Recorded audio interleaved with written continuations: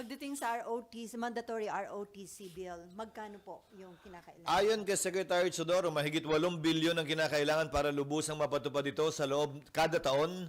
At para lubusang mapatupad ito'y magagawa lamang sa loob ng 3 taon na mangangailangan ng humigit kumulang 27 bilyong piso.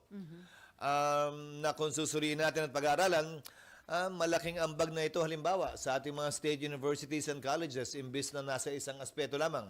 At nais din lang irekomenda na hindi daw dapat automatic papasok sa reserve ang mga ROTC dahil hindi nila kakayanang i-absorb. Ngayon pa nga lang daw sa ilalim ng NSTP ay mahaba ang backlog nila sa pag-accommodate ng mga reserve na nag-a-apply. At pangatlo, ayaw na rin nila yung dating ginawa na kada eskwelahan, kung maalala nyo yung mga umabot sa ROTC, kada eskwelahan may naka-assign na trabaho. Kami noon sa UP ay forward observer.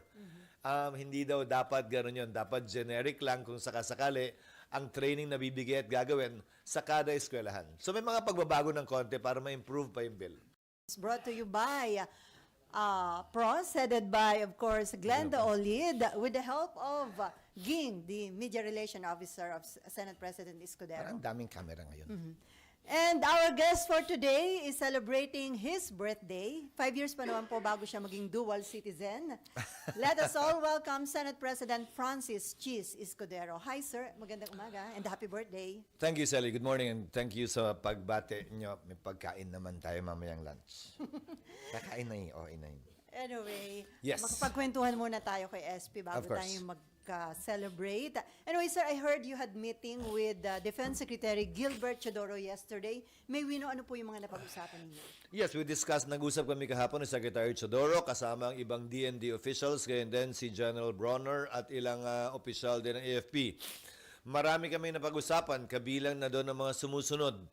Una, yung MUP, yung Military Uniform Personnel Bill na pending pa rin sa Senado ngayon. Pangalawa, yung panukalang amendments niya kaugnay ng Espionage Act. Pangatlo, yung ROTC bill dahil hiningi ko magkano ba talaga ang kailangan para lubusang mapatupad to. Kung kakayanin ba sa budget sa darating na mga taon ko ito ipapasangaba ng Senado.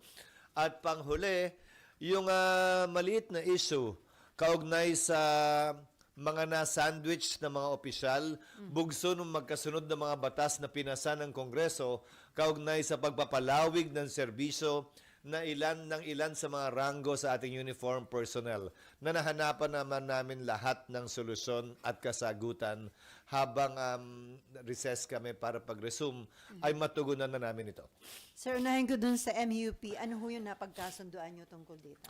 Well, ang direksyon ay para ihiwalay na ang sandatahang lakas dahil pinakamalaki naman talaga yon sa MUP at iba ang kategorya nila sa ibang mga uniform personnel. Yun ang kanilang suwestyon na aming pag-aaralan para lubusan na naming matalakay at mapasa ang MUP. Iintayin din namin ang abiso mula sa Executive Secretary's Office, pagkaugnay naman ng input mula sa iba pang mga departamento, partikular ang Department of Finance. Any target to approve this bill? Sir? Well, hopefully we will be able to do it before we adjourn the 19th Congress. Medyo mahaba-habang proseso to kasi malaking pera ang kinakailangan para dito. Pagdating sa amendment sa Espionage Act, ano po yung meron ba silang isasubmit na proposed amendment, sir? Meron silang isasabihin na proposed amendment. 2 bagay ang kanilang naisitukan. Una, ano-anong provision ba ng batas na yan ang dapat nating i-apply sa panahon na walang gera? Peacetime ika nga at hindi lamang sa panahon ng gera. At pangalawa, napapanahon na rin naman na i-classify na natin ang mga dokumento, mga impormasyon, mga kaalaman ng ating pamahalaan. Ano ba talaga yung secret? Ano ba yung top secret? Ano ba yung sinasabing national security? Ano ba yung hindi dapat nilalabas? Dahil sa ngayon, lahat ito ay saklaw lamang ng isang joint memorandum circular at walang batas na sumasaklaw ng mga rules at patakaran kaugnay sa mga secret, top secret, at yung mga parusa kapag yan ay ilabas mo kapag kinonsiderang secret nga yan. Sir, may proposed bill na si Senate President Pro Tempore Jingo Estrada about amendments para sa espionage laws. Yung ba, hindi pa conforme doon, sina Secretary? Nakita na raw nila pero may mga karagdagang amendments pa raw silang ipapanukala but they're willing to work with the version of Senator Jinggoy. Pagdating sa ROTC, mandatory ROTC bill, magkano po yung kinakailangan? Ayon kay Secretary Chodoro, mahigit 8 bilyon ang kinakailangan para lubusang mapatupad ito sa loob kada taon at para lubusang mapatupad ito, ito'y magagawa lamang sa loob ng 3 taon na mangangailangan ng humigit kumulang 27 bilyong piso. Na kung susuriin natin at pag-aaralan, malaking ambag na ito halimbawa sa ating mga state universities and colleges imbis na nasa isang aspeto lamang. At nais din nilang irekomenda na hindi daw dapat automatic papasok sa reserve ang mga ROTC dahil hindi nila kakayanang i-absorb. Ngayon pa nga lang daw sa ilalim ng NSTP ay mahaba ang backlog nila sa pag-accommodate ng mga reserve na nag-a-apply. At pangatlo, ayaw na rin nila yung dating ginawa na kada eskwelahan, kung maalala nyo yung mga umabot sa ROTC, kada eskwelahan may naka-assign na trabaho. Kami noon sa UP ay forward observer. Hindi daw dapat gano'n yun. Dapat generic lang kung sakasakali ang training na bibigay at gagawin sa kada eskwelahan. So may mga pagbabago ng konti para ma-improve pa yung bill. So, may mga, yun yung mga gusto nilang amendments doon sa Opo. Yun yung- tinatalakay sa plenary. Yes, yun ang kanilang pinapanukalang mga amendments kapag pinag-usapan na yung ROTC sa plenaryo. Amenable dun, sir, Senator Ron. Hindi ko pa siya nakakausap dahil kahapon pa lamang kami nagkausap din. We will relay that to the committee and make sure that they take note of it and consider it during the period of amendments. Meron ba silang request na immediate approval nito? Wala. Sa katunayan ay sabi nila dahan-dahanin daw dahil baka mamaya nga hindi rin nila ma-absorb yung kinakailangang reservists kung sakasakali na mag-graduate sa programang ito. Sir, may follow-up ka? Sige. Mav. Good morning, madam. Parang wala pa rin. Wala. May. SP kasi po, di ba sinasabi nga nila na kailangan natin ng malaking reserve force, especially because of the West Philippine Sea issue. Tapos meron palang absorptive capacity problem. May limitation. Kaya? Yes, dahil may budgetary requirements bago tayo maka-accommodate ng reserves. Yan ang matagal ko nang sinasabi. Hindi pwedeng porkit naisipan ay gagawin na lamang agad natin. Dapat ituloy, dali natin hanggang sa dulo at sukdulan ika nga para makita kaya nga ba, pwede nga ba, at dapat nga ba. So, sir, dahil may budgetary requirements, hindi pa ito makukonsider sa proposed 2025 budget. Well, ang isang katanungan doon ay may 8 bilyon bang mahahanap para sa ROTC? Dahil tiyak ko, kailangan natin ng 8 bilyon sa marami pang ibang bagay. At isa nga ba ito sa uunahin dapat ng Kongreso? Congress, in the exercise of its wisdom, shall decide on this matter in regard to the 2025 budget. So, isa yun sa titingnan nyo kung may pwedeng pagkunan just in case ma-approve nyo ito before the year ends. Hindi lang pwedeng pagkunan, popondohan nga ba? You have to understand, government is actually about allocating scarce resources. If we are able to allocate scarce resources, then we govern properly. Allocating scarce resources means prioritizing certain budgetary expenditures over others. So yan ang isang titimbangin, pagdedesisyonan, pagpapasyahan, hindi lamang ng Senado, pati na rin ng Kongreso. Before RG, nag-appeal po ba ang Secretary Chodoro na increase yung budget allocation para sa AFP Modernization Program? Hindi. Ang kanyang inapila ay kung maaari, wag naman sa program fund. Dahil covered na ng kanilang magiging mga MICA, yung kanilang mga in-order na modern equipment para sa ating Armed Forces of the Philippines. At natalakay din pala namin, yung mga makabagong ideya niya kaugnay ng pag-raise ng funds para sa MUP gamit ang mga pag-aari at ari-arian ng AFP at gayon din yung pag-raise ng pondo para sa modernization sa pamamagitan ng private bonds na mga bangko, pribadong bangko mag-i-issue upang hindi ito dagdag ng pabigat sa budget ng pamahalaan. So, magbebenta ng government property, sir? Bahagi yun sa nais nilang tingnan para mapondohan ang MUP. Hindi government properties, yung mga kampong sobrang laki na hindi naman ginagamit, na daang hektarya ang sukat at ang laki. Like what, sir? May na-mention. Hindi niya nabanggit ng partikular. Okay, RG. Sir, yung dun sa balikan ko nyo sa ROTC, so categorically, can you say, can we afford the ROTC program or not? Right now, it will be tough. That's as far as I can say. It will be tough. especially given the other expenditures government needs to allocate funds for in the coming year, given even the elections. But to give you an idea of what Congress will be weighing in deciding certain matters, 27 billion or 8 billion a year can actually fund a lot of things in the Department of Health, in the Department of Education, with the SUCs, with the Pantawid program. And if you look at it too, next year we will be footing a huge bill, which is more or less 50 billion pesos. Actually, ang rough cost sa i-elect natin next year na mga posisyon, 50 billion ang gagastusin natin hanggang dun sa barangay elections kung hindi mo postpone sa December of next year. Sir, is the cost enough for Congress to want to say no to the bill completely? I don't know, but you already know my position insofar as that bill is concerned. I'm against that bill. In fact, I was the chairman of the committee that reported it out, but instead of reporting it out, I assigned it to Senator Bato, who created and I created a subcommittee for it and let him defend it. I interpellated on the floor, even before I manifested my intention to vote against it.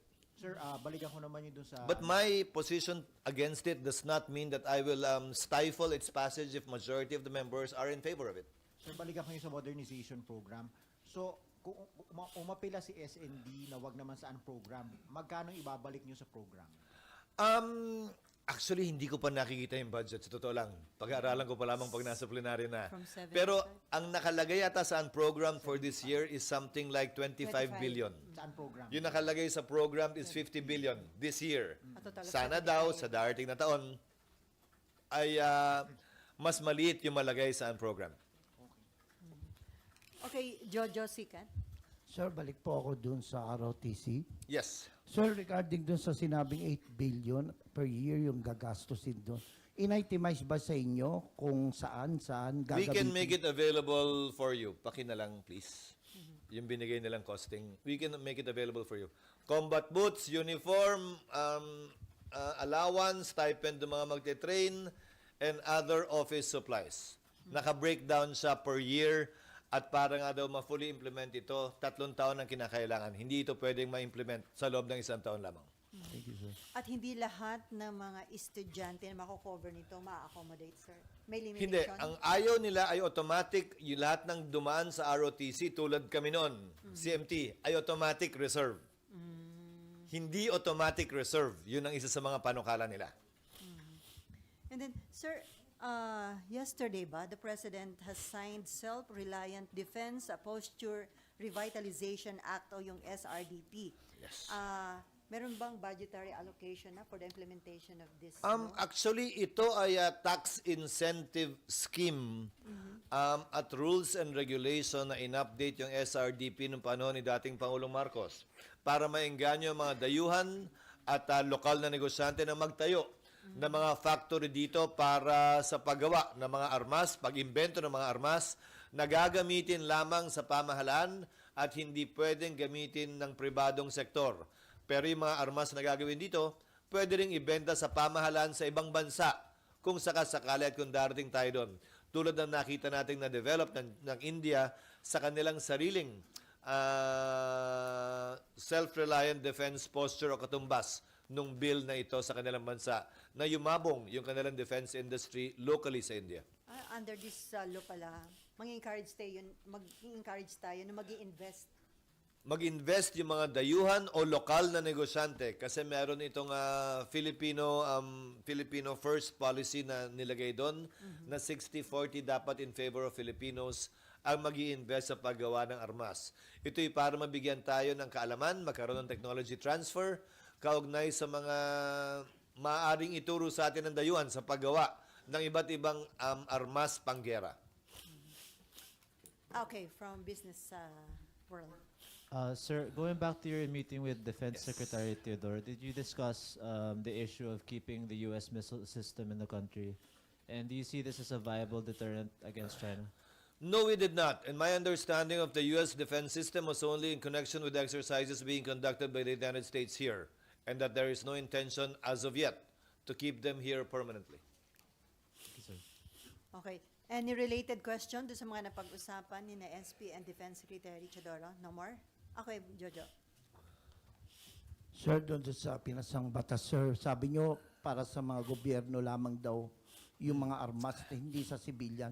Paano natin ma-assured na hindi nga maibibenta to sa civilian, lalo-lalo pa doon sa mga armed group na kalaban mismo ng gobyerno?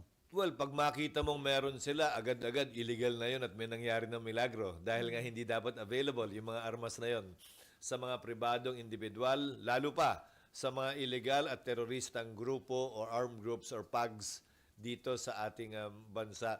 The mere fact that it's in their hands is the best proof that it is illegal and that something actually went wrong with respect to the implementation of the SRDP. Sir, back naman last on my part, doon sa ROTC, bakit tinawag pang Reserve Training Officers course kung hindi magiging automatic reserve na yung magiging mungkahi nung Hindi DND? naman ibig sabihin ng automatic, pwedeng naka-standby lamang. Ibig sabihin, pwedeng makuha kung kinakailangan. Kaya nga reserve. Hindi naman ibig sabihin automatically nasa reservice sila ng AFP. Ang importante para sa AFP ay magkaroon at mabigyan ng training ang mas marami sa ating mga kababayan kung sakasakaling kakailanganin ito. Pero ang mas gusto actually ng Department of National Defense, ayon kay Secretary Chodoro, ay iugnay sila sa OCD para sa Disaster Preparedness and Response. Pero kung ganun talaga ang gagawin, edi NSTP yun at hindi ROTC. Okay, Daniel. Sir, napag-usapan po ba kung amenable na lang yung DND dun sa palakasin na lang yung NSTP since masyadong malakas yata, magastos yung ROTC? Well, nabanggit nga nila yun. Yung NSTP ay yung mga nagre-reservist mula sa NSTP, hindi na nga daw nila halos ma-accommodate sa ngayon. So, para sa ilang opisyal, hindi ko sasabihin kay Secretary Chodoro mismo at opisyal na posisyon niya ng DND. Ilang opisyal sa DND ay sang-ayon doon sa sinabi mo. Nasubukan at bigyan pa natin ng tsansa ang NSTP. O gawin na lang optional yung ROTC. Sa Eh, halip na gawin mandatory. NSTP pa rin yun. Sa ilalim ng NSTP, isa sa mga option at pwedeng pagpilian ang ROTC. Okay. On related note, sir, Senate Majority Leader Francis Tolentino said he was confident that mandatory ROTC would get enough votes in the Senate. So ano po ba yung numbers or may naririnig ba kayo kung ano yung majority talaga? I don't know actually. I think it has a majority vote. Last time I checked. But again, my position in the Senate, even before, even when I first became a senator in 2007, the mere fact that I am against it, even if I'm the chairman of the committee, should not give me a reason or excuse not to give that bill a chance, which I actually did. That's why I assigned Senator Bato. And even if I was chairman that was supposed to defend it, or I could have simply sat on it, dahil zero backlog nga ang gusto ko sa mga committee ko, binigyang daan ko para mabigyan ng buhay yung ROTC. Subalit, pagdating sa plenaryo, nasabi ko na nga, hindi ako boboto pabor dyan. Pero may chance pa ba yun, sir, na mapagbotohan before the year ends or before the 2025 election? Actually, considering sa resumption, focus niyo na budget. May chance naman. May chance naman at kung hindi man sa taong ito, bago kami mag-adjourn sa 19th Congress. Ang budget naman by tradition, kung maalala ninyo, ay humigit kumulang 2 linggo ang plenary debates. So may sapat kami na oras para pag-usapan at talakayin ng budget. Gayon din, talakayin ng iba pang mga panukalang batas. Bago nun, pagkatapos nun, o kapag kami hayahay na panahon sa budget, kapag kami pahinga, ika nga, pwede naman kami magsingit ng mga panukalang batas. Nandun na rin lang naman yung mga miyembro. Okay, Nympha.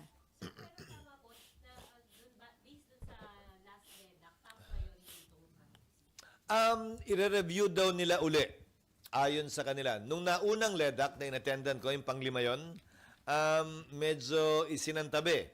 Nung pang-6 na LEDAC, yan yung huling LEDAC, ay muling bubuhayin daw at pag-uusapan mula sa executive branch kung ano nga ba ang kanilang balak at gustong gawin dito. Kaya nga isa yun sa mga bagay na tinalakay ng Department of National Defense sa amin. Dahil maraming kailangan i-adjust pa dun sa bill. Halimbawa, 4 na oras daw yung, bahagi daw ito ng curriculum, 4 na oras daw kada linggo yung ROTC. Pero in-assign nilang unit ay 2 lang. Nung sinabi ko, bakit dalawa lang? Pwede raw gawin 3. Hindi naman ganun yun. Kung ilalagay mo yan sa curriculum, i-require mo yung number of units para sa graduation, dapat specific yan. At sa pagkakaunawa ko, hindi ba? Automatic yun. Kung ilang oras yung subject na yan sa isang linggo, yan din yung dami at bigat ng unit na i-assign sa subject at kursong yan. Hindi yan pwedeng bahala na si Batman kaugnay sa bigat at dami ng units na i-assign mo. Okay. Sir, si newly appointed Interior Secretary John Vic Remulla, may mga pangako. Una, ipapasara daw niya yung POGO operation by December 15, yung nandun sa Island Cove sa Cavite. Ano to? Pagpapakita ba niya ng... Hindi naman. Sang-ayon yan sa sinabi ng Pangulo na dapat isara lahat sa loob ng taong ito. Hindi ba? At yung POGO sa Island Cove ay isa sa mga legal na POGO na may lisensya mula sa PAGCOR na valid hanggang sinabi ng Pangulong iba na ang POGO. Hindi ito bahagi ng mga illegal na POGO na dapat hinuhuli at pinapasara agad-agad talaga. Ito'y bahagi ng humigit kumulang 48 kung hindi ako nagkakamali, ng legal na POGO na may subsisting license mula sa PAGCOR para mag-operate. Subalit nung sinabi ng Pangulong iba niyan, binigyan sila ng palugit ng PAGCOR na mag-wind down hanggang sa katapusan ng taon para mahanapan pa ng trabaho yung mga Pilipino nga mawawalan ng trabaho dahil sa pagsasara ng POGO. So indication yun, walang sacred cow pagdating kay Remulla, considering na yung Island Cove dating pagmamayari ng mga Remulla. Hindi na nga sa kanila yun eh. So wala naman silang kailangan timbangin pa ron. Nabenta na nila eh. Ang hamon at mas hamon siguro kay Secretary Remulla, John Vic, dapat i-specify na natin yung first name eh. Kay Secretary Remulla John Vic ay habulin, ipasara yung illegal na POGO na walang karapatang manatili hanggang anong araw man sa Disyembre. Dapat ngayon mismo, bukas, kahapon nga, nung 1 linggo pa, dapat napasara na lahat ng illegal na POGO na hindi bahagi nung binigyan ng lisensya ng PAGCOR. Yun marahil ang hamon sa kapulisan natin. Dagdag pa rito, sana wag lang puro Pilipino yung nahuhulit kinakasuhan natin. Nais ko makita yung mga mastermind mula sa China o mga Chinese nationals na di umano mastermind nito na makasuhan, mahuli at makulong. Hindi yung puro ginigisa lamang natin ay mga Pilipino o di umano Pilipino. Pero sir, doon sa ginagawang executive session, are you hoping na makukuha ng Committee on Women sino yung mga mastermind dun sa mga ni-raid na illegal POGO? Sana, yun ang hiniling ko sa aking mga kasamahan na wag lang naman puro mga Pilipino ang ating iniipit at kinakasuhan. Sana yung mga mastermind, utak, nasa likod at financier ng POGO, illegal na POGO, ay tunay nga madala natin sa hustisya at hindi yung ide-deport lamang sila kasama ng ibang mga Chinese nationals na wala ng working permit dito. And are you convinced, sir, dun sa allegation na spy si Mayor Alice? Hindi ko alam at para sa husgado na siguro pagpasyahan yan. Dahil ang basehan natin ay isa lamang naman statement na sinabi ng isang dayuhan din sa ibang bansa pa. At hindi dito mismo sa loob ng Pilipinas at wala tayong pagkakataon na ma-cross-examine at timbangin yung kanyang mga pahayag kung ito nga ba'y malayang na ibigay at hindi pinilit at yung mga documentary evidence niya napanood lang din naman natin sa media at wala tayong aktual na kopya. So, tama bang i-pursue yun at mag-effort yung committee na makausap directly yung nakadetain na self-confessed Chinese spy? Well, definitely, since dapat i-pursue ng authorities, hindi na siguro trabaho ng Senado pa yan na ipatawag o magpadala ng team doon. Pangalawa, kaya nga nais muling tingnan ng DND yung ating Anti-Espionage Act. Dahil sa totoo lang, wala yatang batas, kung hindi ako nagkakamali, na nagpaparusa sa isang spy. Meron ba? Pero dun sa existing... Hindi, ako walang alam. Baka may alam kayo. Pero Hindi. dun sa lumang batas, meron. Sa ilalim ng Espionage Act, pero kailangan nga may gera, may ninakaw ka na state secret. Pero yung nakalagay sa ID mo ba, spy ako, pwede ka bang damputin at hulihin? Ano bang definition natin ng spy? Halimbawa, CIA sa Amerika o yung katumbas ng CIA sa China. Porkit ba card-carrying member siya ng intelligence agency ng bansang yon ay spy na siya? magbabago ba yung sagot mo kung kaibigan natin yung bansa at hindi kaaway? Pero wala naman tayong kagerang bansa ngayon. So, dapat kaibigan lahat, hindi ba? So sir, dapat So, ilan yun sa mga bagay na dapat tingnan sa anti-subversion, sa Anti-Espionage Act. Dahil nga, may diplomatic relations tayo sa lahat ng bansa.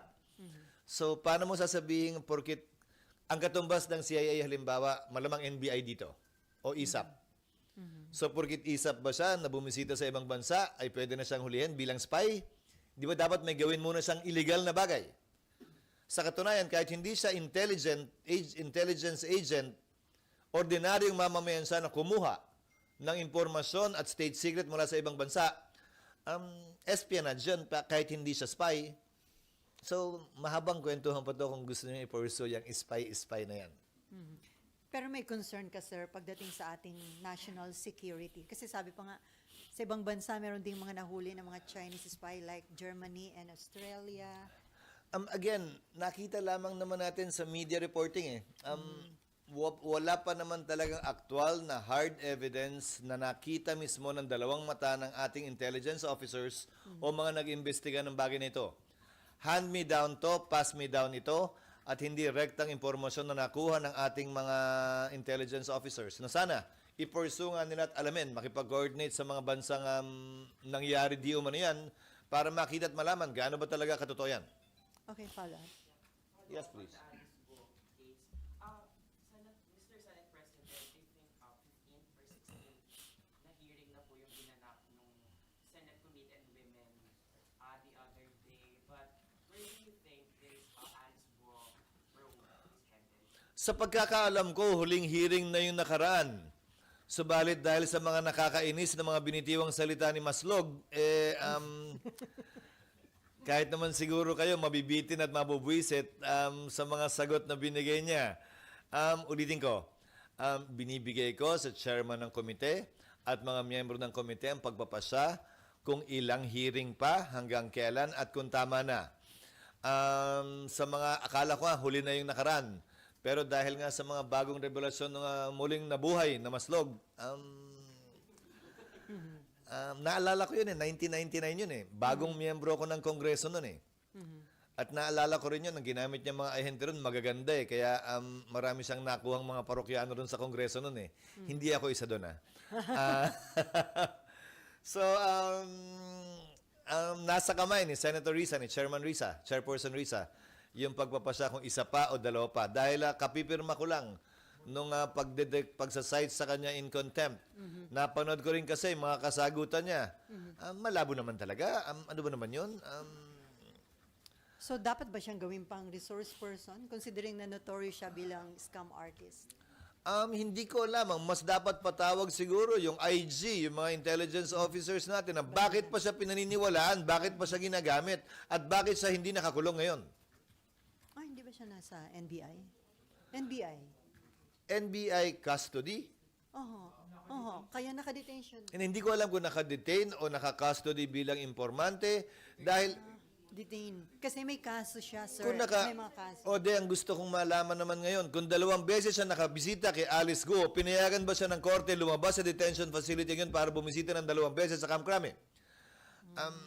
O informant ba siya? Hindi ko alam Hindi ko nasubaybayan masyado yun. Pero, oo. Ano na? Hindi pa daw na-aresto. At si PNP IG chief pa yung kasama nung Muli na ba siyang nabuhay noon o hindi pa? dahil namatay na nga pala siya. Bumalik na ba siya mula sa pagkamatay o hindi pa? Sir, dun sa sinasabi ni Senator Bato de la Rosa na A1 information na itong si Maslog ay bumisita kay Alice Guo para kumbinsihin na pumirma sa isang affidavit na ididiin sila nila PRRD, Senator Bongo, na sila daw yung nasa likod ng Pogo. Well, natanong naman ni Senator Bato yun. Inamin naman ni Alice Guo na 2 beses nga talaga sa binisita. Hindi nga lang natapos yung pagtatanong, kung napanood nyo rin, na nagsalita si Alice kung ano nga ba pinag-usapan nila. Ang huling sinabi ni Alice na inabutan ko, pwede raw ba magtanong sa abogado niya, tapos hindi na pinursue ni Senator Bato, kung maalala nyo.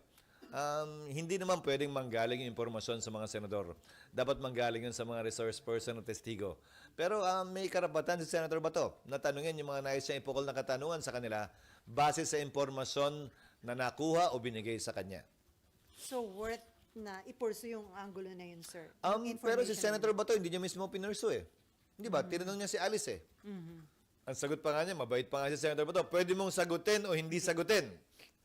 Tapos yung sinabi niya, tatanungin ko yung abogado ko, hindi na nabalikan. So, maski siguro siya, hindi na niya na pinursu nung puntong yan. Baka sa susunod na hearing. abangan sa susunod. Kung meron pa, no? Meron pa na. Mukhang meron pa, sir. Kaya ano, nag-appear si Maslog, anong gagawin mo? Meron pa talaga yun.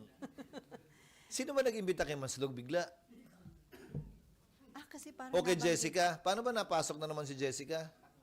Kasi nagkaroon nga ng info na, tumulong siya. Ano ulit yung pangalan nung manika na nawawala sa advertisement? Jennifer. Ikaw naman hindi Jessica, Jennifer. Okay.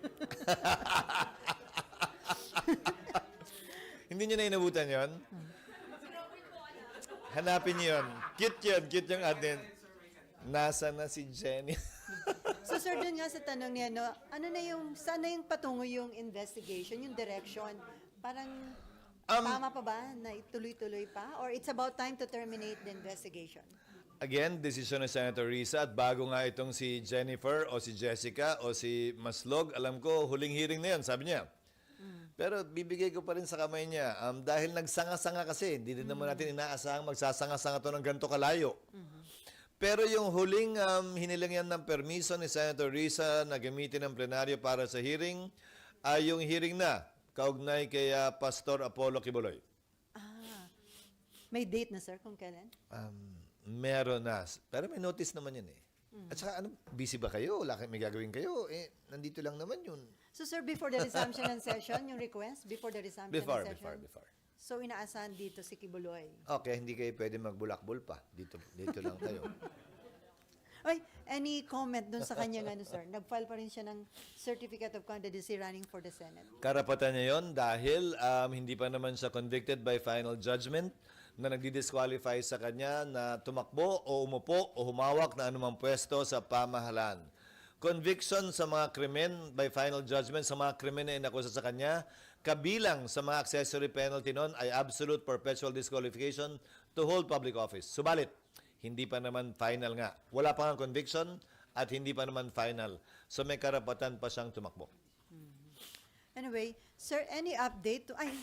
Amor? Medyo related, sir. Yes, ma'am. Senator Davey po kasi kahapon, Napanood ko nga siya, naka-block siya. Naka-block. sinabi po nila, meron daw po siyang mga na-meet na mga local officials na he suspects na pinlant ng China or mga China man din daw. Base daw sa observation. Axel. Do you share the same observation? May mga na-meet ba kayong local officials? Or do you... Wala ako masyado namimit eh. Sectoral representative? Wala ako masyado namimit at wala pa ako namimit na dapat kong pagdudahan o may basehan ako para pagdudahan. Subalit kung may pagdududa si Senator JV, marapat na ipagbigay alam niya yan sa COMELEC para matingnan ng COMELEC. At kung may sapat siyang basehan, ay magsampa ng kaso to disqualify these candidates. Sa ilalim ng ating election laws, ministerial ang pagtanggap ng COMELEC ng Certificate of Candidacy basta kumpleto. Picture, pirma, filled out yung form, etc. Wala siyang karapatan at kapangyarihan sabihing ayaw namin tanggapin yan. Kasi nga naman sa isang demokrasya, hindi mo pwedeng bigay sa isang ahensya ng pamahalaan ang pagpapasya kung sinong pwedeng tumakbo at sinong hindi. Pasya natin yan, desisyon ng taong bayan yan. Pero ngayong na-file na, may kapangyarihan na ngayon ang sinumang mamamayan na maghain ng kaso para ipa-disqualify ang sinuman. Pero kaugnay ng nuisance candidates, ang COMELEC ay motu proprio. Pwedeng magpasyang i-disqualify ang isang kandidato on the ground that he or she is a nuisance candidate based on past track records at isa pa, kakayahang maglunsad ng kampanya kaugnay sa posisyong tinatakbuhan niya. But sir, possible po yun that China may have planted more Alice votes dito sa local government? Wala akong impormasyon para sabihing meron nga at kung posible. Pero kung pag-uusapan mo lang ay posibilidad, de bawat bansa may posibilidad naman na gawin yon kung nanaisin nila. Ang masusing bantayan natin ay ang NSO at yung mga milagrong nangyayari sa NSO. Yung milagro nangyayari sa Department of Foreign Affairs, kaugnay ng pag-issue ng birth certificate at ng passport. Dahil yun ang nagiging basihan ng pagpapayag o hindi pagpayag ng pagtakbo ng sino mang nais manilbihan sa isang elective na opisina. Sir, going back to newly appointed DILG Secretary, sabi niya, he wants to make PNP promotions more fair, maging merit-based system, kasi nga daw po padrino or palakasan system na nangyayari. Do you share the same observation? Hindi ko naman nakita yon sa termino ni Secretary Abalos. Hindi ko rin naman nakita yon mula nung naging Pangulo si Pangulong Marcos. Ang isang basehan ng pagsabi ko niyan ay dahil nasusunod naman yung seniority sa pangkalahatan. Hindi tulad marahil nung nagdaang administrasyon na may mga laktaw-laktaw yung seniority. Yan ang pinakamaliwanag kung sakasakaling ebidensya na may mga paburang binigay dahil hindi nasunod yung rule of seniority. Pero hanggat nasusunod yung rule of seniority, ang pagpipilian mo ay yung mga senior na qualified dun sa posisyon, hindi ko pwedeng sabihin na nagkaroon ng ganyang uri ng favoritism sa termino ni Secretary Abalos at gayon din ni Pangulong Marcos.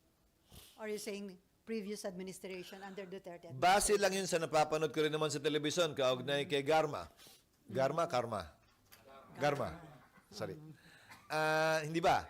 Na kinuha siya mula sa malayo, na ranggo at posisyon, nilagay sa mas mataas na posisyon at may mga nalampasan na mas senior sa kanya.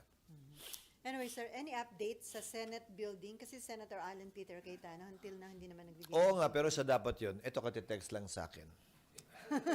Ano na ho yung ni-report niya sa inyo, sir? Ito nga katitext lang sa akin. Anong sabi, sir? Actually, hindi eh. Being confident of this, that he who began a good work in you. Oh. Walang happy birthday nga. Ano lang. Pero sir, briefly, ano na yung initial report? Hindi pa niya binibigay sa akin. Siya daw ay magbibigay mismo ng ulat. Sabi ko kasi sa kanya, mas importanteng sabihin sa inyo kaysa sa akin. Mas mauna na nga kayo kaysa ako. So kung naghihintay kayo, naghihintay din ako. Pero na-busy naman talaga siya dahil filing. Ngayon tapos na ang filing at marami yatang nag-file sa kanila. So, magiging busy siya sa magkabilang panig. Kaya kaya bigyan natin ng konting panahon at pag-unawa siguro. Ngayong katatapos pa lamang ng filing. Okay, Raymond. Doon lang ako sa doon sa Rizal's candidate. Yes. Hindi mo pwedeng i-shortcut kasi doon sa filing, kung sino-sino lang yung nagpa-file. Especially sa Senate, almost 200. Ngayon, saka 184 to be exact. yes sir. So, saka pa lang mag-screening after ng yung public. Hindi mo pwedeng ma-shorten Sa yung una pa process na para naman hindi kung sino-sino na lang na ginagawa. Yung paulit-ulit na... Parang nag-enjoy naman yung mga reporter doon eh. Hindi ba nyo napansin na parang nag-enjoy naman silang tanungin, hindi ba? Yung iba't ibang personalidad na nagpupunta ron. Parang nag-enjoy naman silang pakinggan yung mga maikling awitin na pinaparinig sa kanila. Parang nag-enjoy naman sila dun sa mga sinumpa, yung COMELEC officials. Parang nag-enjoy naman sila dun sa planong love life nung isang kandidato na nung hindi na natuloy yung una niyang nais pakasalan, ay may bago na siyang inaasintang pakasalan. Bahagi yan sa paniniwala ko ng ingay at siguro parte na rin ng kwento ng politika sa ating bansa at proseso ng demokrasya. May napanood din akong mga nag-file dahil minonitor ko rin. Sabi niya, alam niyang hindi siya mananalo, pero nais niyang gamitin yung pagkakataon. Kaya siya nag-file para mapakinggan yung kanyang nais sabihin. Sa loob man lamang ng 2 minutong binigay sa kanya at 8 minuto para tanungin siya. Sapat na yun para sa kanya. At hindi ba't bahagi yan ng demokrasya? Ang mabigyan ng pagkakataong magsalita at mapakinggan. I-disqualify man siya, nagkaroon pa rin siya ng 2 minutes, 10 minutes of fame. para sabihin yung kanyang nasa sa loob, ideya at opinion. Pero hindi ba nagiging katawa-tawa yung proseso, sir, sa pag-entertain ng ganung mga nagpa-file ng certificate? Hindi naman katatawa. Mapanghusga lang siguro ang ilan. Pero hindi naman talaga katatawa. Bahagi, ulitin ko yun, ng ingay at proseso ng demokrasya at politika sa ating bansa. Once every 3 years lang naman, mamimiss nyo rin yan. Okay, Robert. Sir, doon lang pa rin po sa COC filing, ang sabi po ng COMELEC ay dahil doon sa insidente ng Go, ay i-upload na nila online lahat ng COC na ipinail ng mga aspirant. May nakikita ba kayong legal problems dito, sir, or wala po? Wala, dahil public document yun. Public document yon at marapat na i-upload talaga ito para yung mga interesado ay pwedeng masusing pag-aralan ito. Dahil baka may makita sila na hindi nakikita ng iba. Isipin nyo na lamang kung ilang posisyon ang pinag-uusapan natin. 18,000 posisyon ang pinag-uusapan natin na pagbobotohan ng ating mga kababayan. Buti sana kung tigi-tigi isang magpa-file lang sa kada posisyon. Kada posisyon may 5, may 4, may 10. So you're talking of 18,280 positions times the number of candidates ang COC na final. Mas kabahan kayo at matakot sa barangay elections dahil ang barangay elections 670,000 positions ang bobotohan ng ating mga kababayan o pupunuan ng ating mga kababayan. Ganon kalawak at kalaki yung trabaho kung sakasakali ng COMELEC at ng mga teacher natin kaugnay ng halalan. Hindi lamang sa 2025, pati sa May 2025, pati sa December 2025. Okay. Follow up, Robert. Yes, Robert. Observation din po nung marami sa mga nag-file ng COC ay marami daw ay nanggaling sa mga political dynasty and then yung group na 6 ang sinasabi ay next week ay magpa-file sila sa COMELEC para questionin yung mga mag-anak incorporated na nag-file ng COC. Your comment on this, sir? Wala pa tayong batas kaugnay ng dynasty. Ko-correct ko yung sarili ko nung nagdaan nating press con. Hindi pala na-incorporate, ayon kay Senator Zubiri, yung anti-dynasty provision sa BARM law. Natanggal daw yun sa BICAM ayon sa kanya. Although nasa Senate version nung pinagbotohan namin, kaya naalala ko meron eh. So may nananatiling anti-dynasty provision lamang ay ang SK law. Pero mukhang magandang test case yun. Walang nagko-question, nananatiling valid yung batas na yun.